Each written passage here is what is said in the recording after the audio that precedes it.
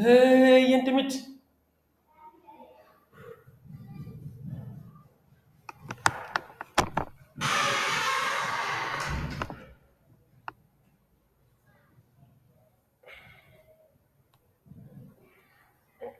Ok, on y va. Donc, on va faire l'enregistrement 4.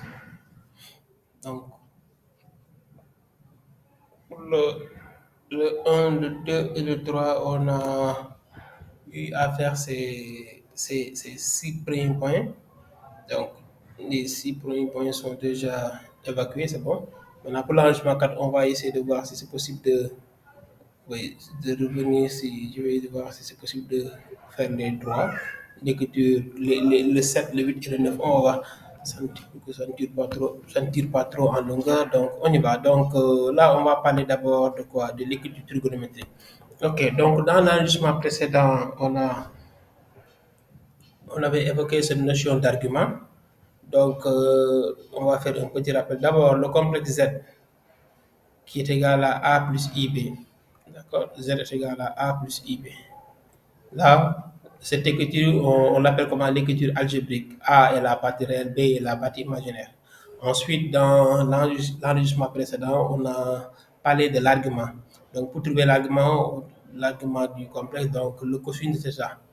On a dit que cosinus de θ est égal à quoi? Cosinus de θ est égal à quoi? Réel de Z est égal à A sur le module. On va appeler ça A sur le module de Z. D'accord? Donc, le sinus de θ aussi, on a dit qu'il est égal à quoi? Le sinus de θ est égal à quoi? Le sinus de θ est égal à B sur le module de Z. B sur le module de Z. D'accord? Maintenant, là, le cos de θ est égal à A sur le module de Z. Là, on peut tirer le A. On peut dire que A est égal à quoi? Le produit croisé. A est égal à quoi? A est égal à module de Z, cos de θ. Module de Z, cos de θ. Le produit croisé, hein, ça que j'ai utilisé.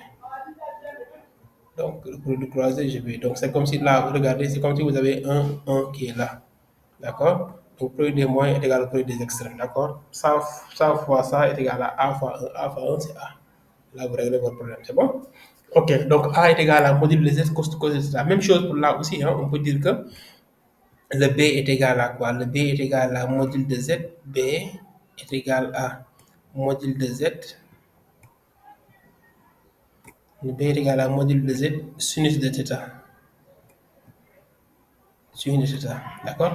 Maintenant, connaissant le A et le B, qu'est-ce qu'on va faire? On va aller tout simplement au niveau de l'écriture algébrique, remplacer le A par son expression, le B aussi par son expression. On aura là une autre expression. Donc, le Z est égal à quoi? Le Z devient le A. On a dit que c'est module de Z cosinus de θ.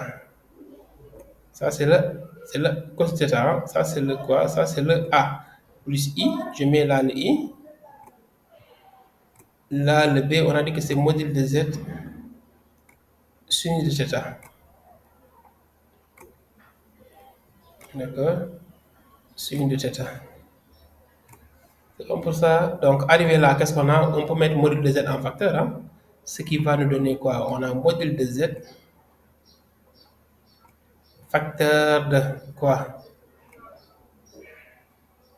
Cosinus de θ plus I sinus de θ.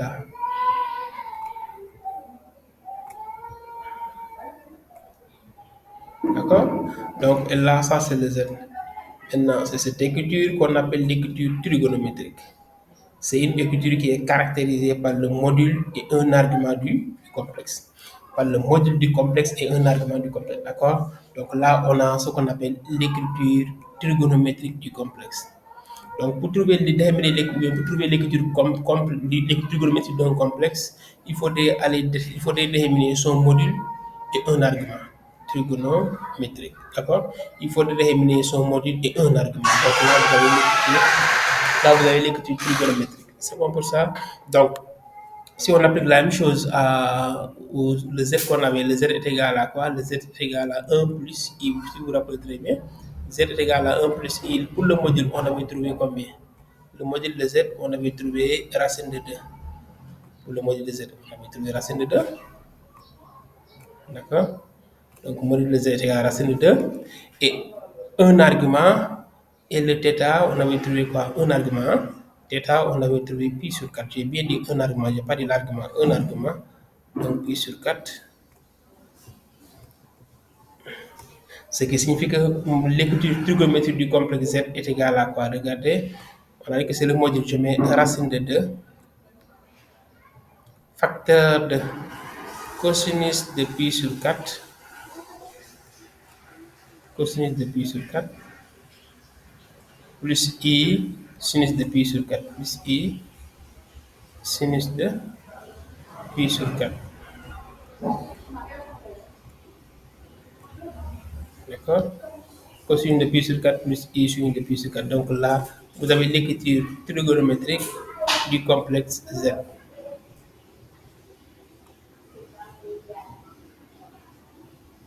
D'accord? Donc là, vous avez l'écriture trigonométrique. L'écriture trigonométrique se présente sous cette forme.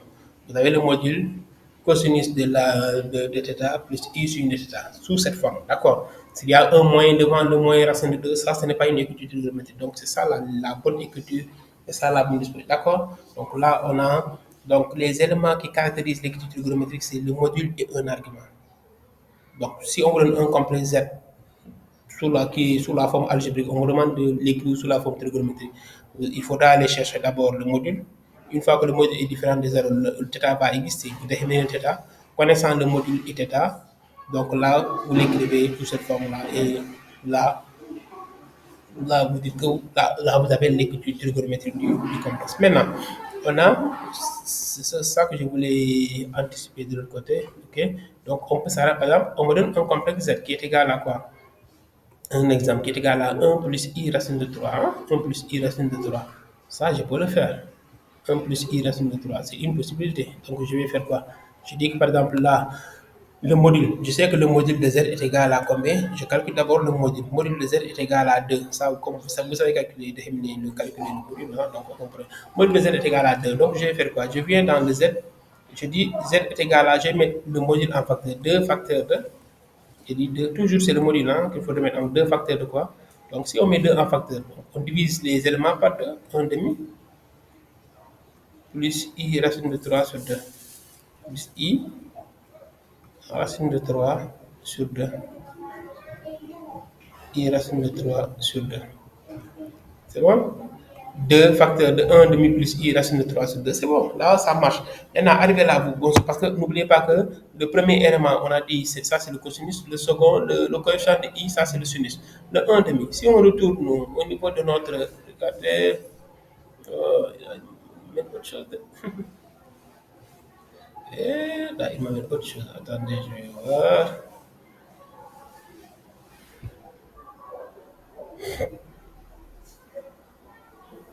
Ok, donc il est là. Donc regardez, un demi. Un demi, c'est le cosinus de qui? Un demi, c'est le cosinus de pi sur 3. Racine de 3 sur 2, c'est le sinus de pi sur 4. Donc je peux dire que là, c'est égal à quoi?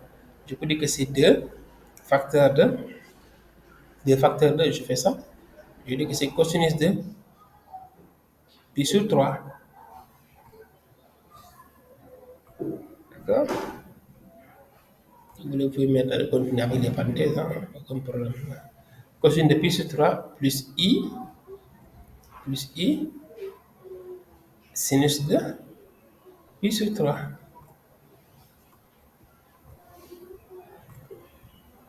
D'accord? C'est bon. Là aussi, là, ouais, c'est une possibilité. Donc là, j'obtiens l'écriture trigonométrique. Hein. Donc c'est une possibilité. Donc là, je commence par le, quel que soit alpha, je dois commencer par le module. D'accord? Donc là, connaissant le module, là, je le mets en facteur et je fais ça. Donc là, j'ai l'écriture trigonométrique. Ça, c'est une possibilité. D'accord? Donc, ou bien, je vais faire comme l'autre. Hein, donc, je commence d'abord par déterminer le module. Vous savez déterminer le module, c'est les différents des zéros.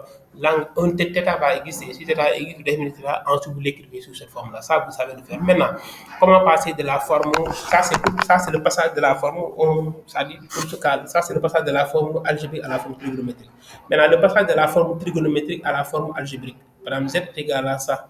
Là, on vous dit z est égal à, un exemple, est égal à 2 facteur de, un exemple, hein, on me dit cosinus de pi sur 4, cosinus de pi sur 4, un exemple, 2 facteur cosinus de pi sur 4 plus i sinus de pi sur 4 plus i sinus de pi sur 4. Ça, c'est l'écriture trigonométrique. On me demande de mettre ça sous la forme algébrique.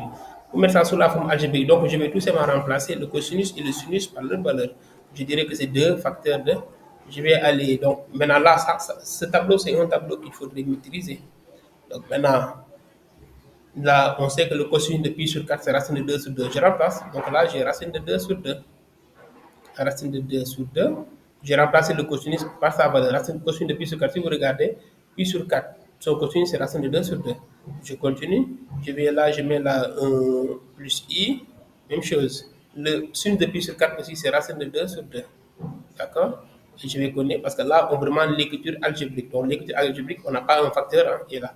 Donc, ces deux-là, il faudra le faire entrer. Pour le faire entrer, 2, 2, on peut les simplifier. On aura seulement racine de 2 racine de 2 plus quoi encore là 2 aussi on va le simplifier plus i racine de 2. Donc vous voyez, je suis passé de la forme trigonométrique à la forme algébrique. Donc là il faudra maîtriser ces deux. Comment passer de la forme algébrique à la forme trigonométrique, de la forme trigonométrique à la forme algébrique. D'accord. Donc là au départ j'ai utilisé une forme trigonométrique donnée et pour aller chercher l'écriture de la forme algébrique. C'est bon? Donc les deux sens. Algébrique, trigonométrie algébrique. C'est bon pour ça. Donc là, vous savez déterminer l'écriture. Maintenant, quelqu'un qui sait déterminer l'écriture trigonométrique, là, il maîtrise aussi l'écriture exponentielle. Parce que dans l'écriture exponentielle, le seul élément qu'on a ajouté, on vous dit, c'est-à-dire on prend EI on pose EI est égal à quoi? EI est égal à quoi? Le cosinus de θ, regarde, le cosinus de θ plus I sinus de θ est égal à EI C'est seulement ça qu'on a fait. Hein? Donc, si on remplace EI c'est-à-dire nous posons EI est égal à cos θ, cette quantité représente EI Donc, le Z qu'on avait au départ, regardez, le Z est égal à, qu'est-ce qu'on avait? Module de Z, facteur de, à l'intérieur, on avait quoi? Cosinus de θ, l'écriture trigonométrique. Donc, pour l'écriture exponentielle, il faudrait partir de l'écriture trigonométrique, donc plus I sinus de θ. Les deux sont caractérisés par les mêmes éléments. Donc, du coup, si on a les deux, si on a les éléments caractérisés, c'est bon, on peut trouver. Donc, à partir de là, maintenant, cette quantité, c'est E, I, θ. Ce qui va donner quoi? On aura quoi? Module de Z, E, I, θ. Ça, c'est le complexe Z. Et là, on a quoi? On a l'écriture exponentielle. Là, vous avez l'écriture exponentielle du complexe. La représentation exponentielle, la représentation trigonométrique et la représentation. Donc, un complexe peut être représenté, peut être écrit, peut être donné sous la forme algébrique, ou sous la forme trigonométrique, ou bien sous la forme exponentielle. Maintenant, on doit pouvoir passer de la forme algébrique à la forme trigonométrique ou à la forme exponentielle. On doit aussi pouvoir passer de la forme trigonométrique à la forme exponentielle, de la forme exponentielle à la forme trigonométrique, c'est la même chose. D'accord? Donc, voilà, là, ça c'est facile. Donc, maintenant, là, pour passer de la forme, par exemple, si je prends ce cas-là, pour passer à la forme exponentielle, je vais dire que c'est 2. 2, je mets la EI, le I, il est toujours là. 2 EI, maintenant, θ, c'est pi sur 4. 2 EI, pi sur 4. Là, j'ai l'écriture exponentielle. D'accord? C'est fini. Là, vous avez le Z que j'ai écrit sous la forme exponentielle. Donc, si nous connaissons le module et un argument, l'écriture exponentielle est élémentaire, facile, l'écriture trigonométrique est facile. D'accord? Donc, cette quantité, vous le remplacez. Donc, là, vous avez l'écriture exponentielle. C'est bon pour ça?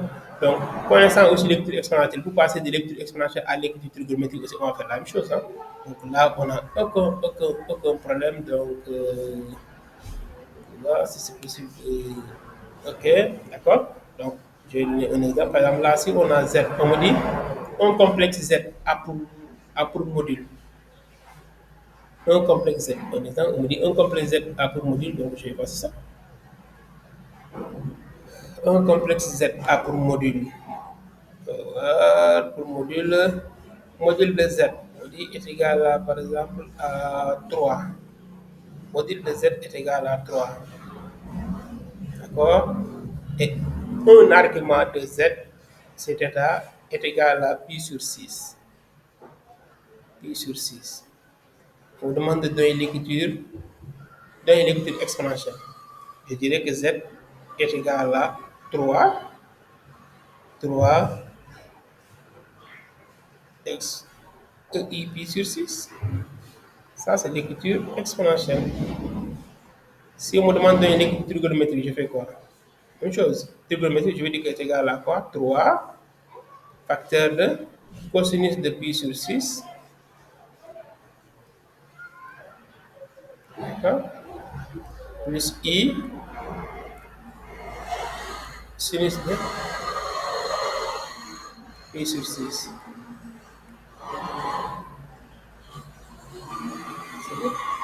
Voilà là. D'accord? Donc, écriture exponentielle, écriture trigonométrique. Maintenant, pour trouver l'écriture algébrique, je dirais qu'elle est égale à quoi? 3 facteur de le cosinus de pi sur 6. Si vous regardez au niveau du tableau, pi sur 6, regardez le pi sur 6, il est là. Son cosinus, c'est racine de 3 sur 2. Je mets racine de 3 sur 2. Le pi sur 6, je mets racine de 3 sur 2. D'accord? Plus i, le sinus c'est 1 demi. Regardez, le sinus c'est 1 demi. Et vous mettez là 1 demi. 1 demi. Ce qui va donner quoi? Et là, si vous l'éclatez, vous aurez 3 racine de 3 racine de 3 sur 2. D'accord? Plus 3 demi de i. 3 demi de i. C'est bon pour ça? Donc là, vous avez l'écriture algébrique, l'écriture trigonométrique, l'écriture exponentielle. C'est fini. C'est seulement ça qu'on vous demande de faire. Donc là, voilà la facilité. Donc là, si vous maîtrisez l'écriture, comment déterminer le module et un argument, c'est fini. Hein? Donc ça veut dire qu'on peut, c'est possible de déterminer, c'est la facile de déterminer l'écriture trigonométrique, l'écriture exponentielle, de pouvoir passer de la forme algébrique à la forme trigonométrique, de la forme trigonométrique à la forme exponentielle. Et les deux là aussi à la forme algébrique, ça devient au même système élémentaire. D'accord? Donc voilà, tout ça c'est OK. Maintenant, il nous reste à voir les exercices de synthèse. Je vais vous parler de deux exercices, corriger deux exercices de synthèse qui vont permettre de mieux comprendre les choses. Donc, pour le quatrième arrondissement, on va l'arrêter là. À très bientôt pour la suite. Allez, merci beaucoup. Portez-vous bien.